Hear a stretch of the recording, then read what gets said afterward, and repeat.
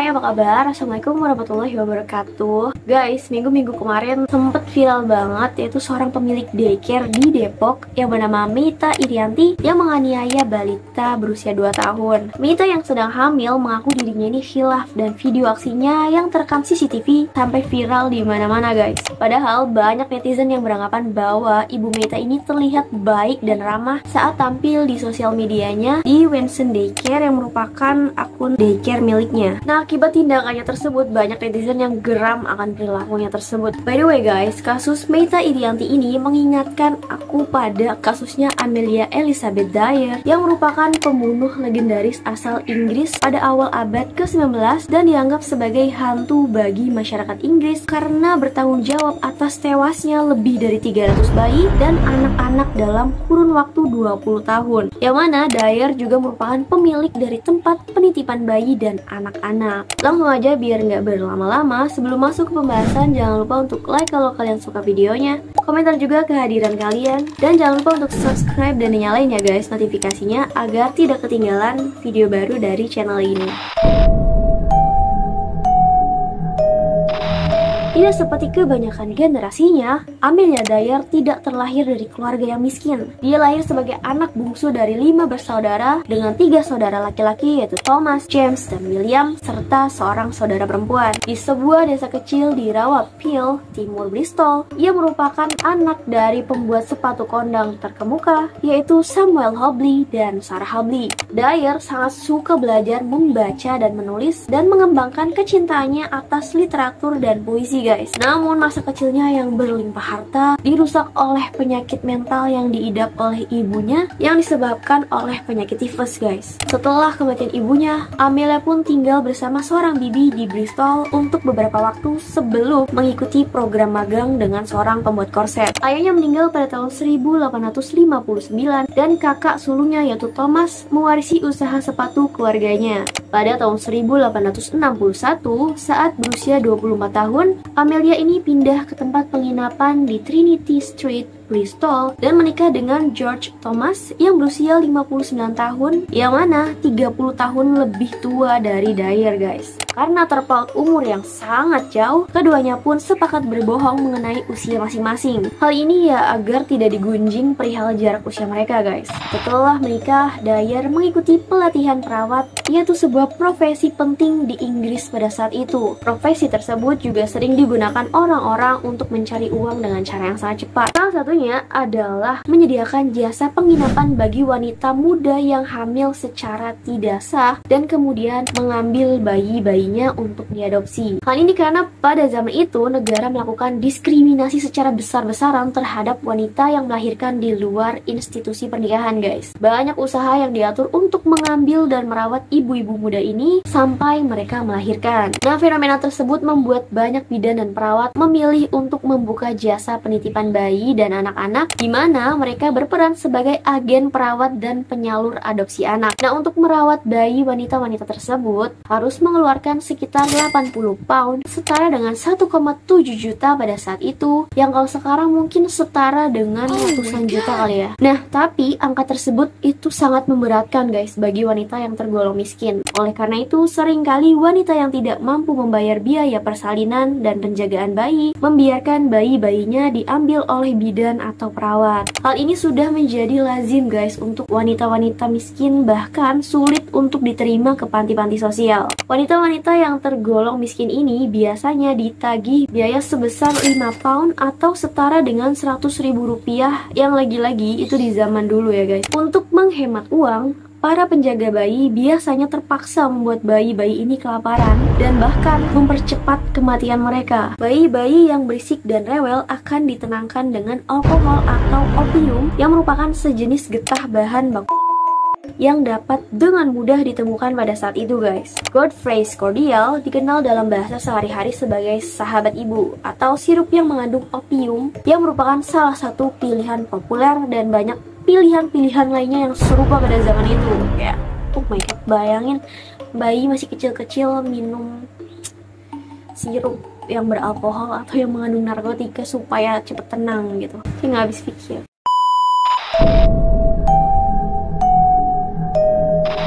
Pada tahun 1869, George Thomas meninggal dan Amelia membutuhkan pemasukan. Amelia tampaknya ingin mencoba mendapatkan uang dari bisnis yang dikenal dengan nama Baby Farmer, yaitu sejenis jasa penitipan bayi dan anak-anak yang tidak diinginkan dan juga merawat ibu-ibu selama mereka hamil. Dyer mengiklankan jasa perawatan dan adopsi bayi dengan hanya bayaran sekali di awal dan pakaian yang layak bagi bayi-bayinya. Dalam iklan dan pertemuannya dengan berbagai klien, dia juga meyakinkan para klien bahwa ia adalah seorang yang terhormat, telah menikah, dan bahwa ia akan menyediakan rumah yang aman dan penuh cinta bagi para bayi. Alih-alih menyediakan rumah yang aman dan penuh kasih, ia malah mengambil anak-anak itu dan membunuh mereka dengan cara membuat mereka kelaparan, membius mereka dengan minuman keras yang dicampur opium, atau dengan cara dicekik.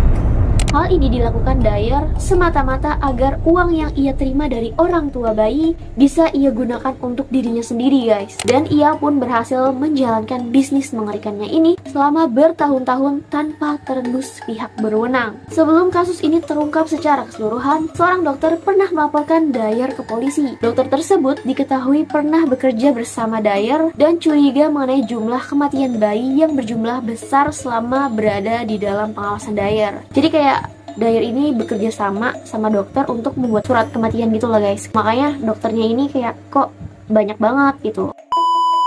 Nah, kondisi sosial di Inggris pada era Victoria tampaknya berpihak pada Dyer, guys, untuk lolos dari jeratan hukum. Alih-alih didakwa atas tuduhan pembunuhan, Dyer justru dihukum kerja paksa selama 6 bulan atas dakwaan pengabaian. Masa ini diperkirakan hampir merusak kondisi jiwanya meskipun banyak pihak tidak percaya atas kelonggaran hukuman yang didapatkan Dyer. Setelah dibebaskan, Dyer mencoba kembali melanjutkan bisnisnya yang mengerikan dan mengubah modus operasinya. Ia juga mulai berpindah-pindah dari satu tempat ke tempat lain untuk menghindari kecurigaan yang lebih lanjut, guys. Setelah tinggal sebentar di Cardiff, dia pindah ke Reading pada tahun 1895 dan menyadari kebodohannya atas kesalahannya yang melibatkan dokter untuk menerbitkan sertifikat kematian. Lalu ia pun berinisiatif. Begitu seorang bayi meninggal dalam pengawasannya, dia akan segera membuang jenazahnya sendirian ke Sungai Thames. Namun hal inilah yang menjadi awal kehancuran dari Dyer. Tanpa sepengetahuan Dyer, pada tanggal 30 Maret, tepatnya 1896, sebuah balutan diangkat dari Sungai Thames di Reading oleh seorang pengayuh tongkang. Balutan tersebut berisi seorang bayi perempuan, guys, yang kemudian dikenali sebagai Helena Fry. Sebuah kelompok detektif kecil dari kepolisian Reading Borough yang diketuai oleh George Townsley, Detektif Anderson membuat sebuah penemuan penting. Selain menemukan sebuah label dari stasiun Temple Meads di Bristol, ia juga melakukan analisis mikroskopik atas kertas pembalut paket tersebut dan menemukan nama samaran yaitu Miss Thomas dan sebuah alamat. Yang kalian tahu sendiri lah Miss Thomas itu siapa. Nah, bukti ini sudah cukup kuat bagi polisi untuk mencari keberadaan Dyer, guys. Tetapi mereka masih belum dapat menemukan bukti kuat yang secara langsung menghubungkan Dyer dengan tindakan kriminal yang serius. Informasi intelijen selanjutnya memperingatkan kepolisian bahwa Dyer akan langsung melarikan diri jika ia mencurigai bahwa samarannya terungkap. Maka para perwira pun memutuskan untuk mengerahkan seorang wanita muda sebagai pengalih, guys, dan berharap bahwa ia dapat membuat pertemuan atau janji bertemu dengan Dyer untuk mendiskusikan jasa layanannya. Pada tanggal 3 April, polisi akhirnya menyerbu kediaman Dyer dan terkejut dengan bau bangkai manusia yang telah membusuk yang sangat terasa di bagian dapur dan kamar tidur. Di sanalah polisi banyak menemukan jasad bayi yang belum dibuang. Namun banyak ditemukan bukti-bukti yang terkait, termasuk selotip putih, telegram yang berkaitan dengan rencana adopsi, tiket lelang untuk pakaian anak, nota pembayaran iklan, dan beberapa surat dari para ibu yang menanyakan kondisi masing-masing anak yang mereka titipkan. Kepolisian bahkan menaksir bahwa dalam beberapa bulan terakhir saja, setidaknya 20 anak telah dititipkan kepada Miss Thomas, yang ternyata adalah Amelia Dyer, guys. Tampak pula bahwa Dyer sudah berencana akan pindah rumah dalam waktu dekat ke Somerset. Diperkirakan dalam jangka waktu beberapa dekade, Dyer Dyer telah membunuh lebih dari 400 bayi dan anak-anak. Setelah itu petugas melanjutkan penelusuran ke Sungai Thames. Berdasarkan catatan kepolisian, kematian 50 bayi yang ditemukan di Sungai Thames semuanya terkait dengan Dyer. Helena Fry, bayi yang diangkat dari Sungai Thames pada tanggal 30 Maret, sebelumnya telah diberikan kepada Dyer di stasiun Temple Meads pada tanggal 5 Maret. Namun pada malam harinya, di hari yang sama, Dyer hanya membawa pulang sebuah parcel dengan bungkus berwarna coklat. Jadi kayak aneh gak sih? Kan dia kan diserahin bayi, terus yang dia bawa cuma parcel gitu. Nah, ia pun lalu menyembunyikan parcel tersebut di dalam rumahnya. Lalu setelah 3 minggu, ia membuangnya di sungai, di mana yang ia buang tersebut merupakan jasad dari bayi Helena, guys. Jadi guys, bayi Helena ini gampang ditemukan karena bayi tersebut tidak diberi pemberat dengan baik gitu ketika dibuang ke Sungai Thames. Akibat dari kejahatannya, Amelia Dyer pun ditahan pada tanggal 4 April dan didakwa atas tuduhan pembunuhan. Menantunya yaitu Arthur Palmer didakwa atas tuduhan menjadi kaki tangan dalam usaha pembunuhan. Selama bulan April, Sungai Thames disisir dan 6 mayat kembali ditemukan termasuk Doris Marmon dan Harry Simpson yang merupakan korban terakhir Dyer. Menurut catatan kriminal bersejarah, Dyer tampaknya memiliki ritualnya sendiri untuk jenazah, guys. Dalam sejumlah besar kasus yang dilaporkan, dia dikabarkan bayi-bayi itu dengan selotip putih. Setelah itu dia membuangnya di Sungai Thames. Atas kejadian tersebut, Dyer pun akhirnya diadili di Old Bailey pada bulan Maret 1896 dengan menggunakan alasan ketidakwarasannya sebagai pembelaan. Tapi juri hanya membutuhkan waktu kurang dari 5 menit untuk mencapai vonis bersalah dan dijatuhi hukuman gantung. Ia diperkirakan telah membunuh sekitar 200-400 bayi dan anak-anak.